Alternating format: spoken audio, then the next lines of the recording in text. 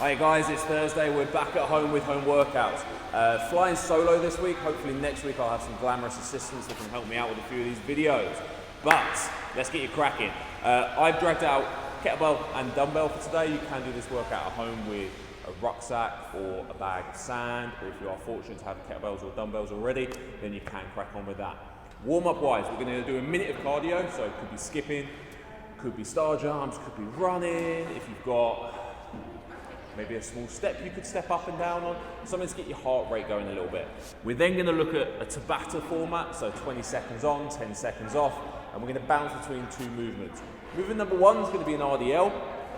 So I'm looking to hinge at that hip, keep my knees back, keep my back nice and flat, and find some tension through those hamstrings. So that should be a relatively slow, controlled movement as we go through. 20 seconds of that. I'm then going to transition into 20 seconds of shoulder taps, keeping my bum down.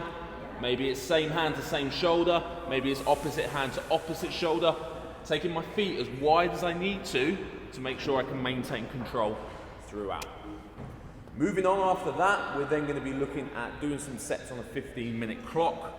We're going to do some split stance RDLs and object power clean. This is kind of your strength portion, guys. So it could be that we add some tempos into those split stance RDLs. Maybe it's that we need to use a couple of items to make that nice and taxing. What I'm looking for, front legs to stay straight, back legs going to have a small bend in it. Dumbbell could either be cross grip or single hand.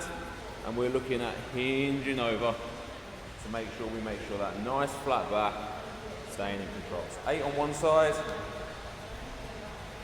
8 on the other side. Should get a nice hamstring punch.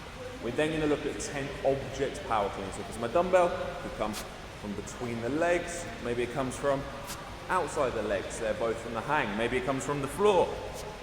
In between, outside. If it's a kettlebell, same rules apply. Could be a swing format from inside, or from outside, or again, on the floor. Whatever suits you best with that object that you've got, guys. So you've got about 15 minutes to work through as many sets of that as you can, rest as needed. For our workout, we're going to go push and pull.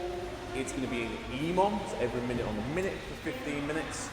Minute number one, cardio choice. Could be the same thing you did for a warm-up, could be something slightly different.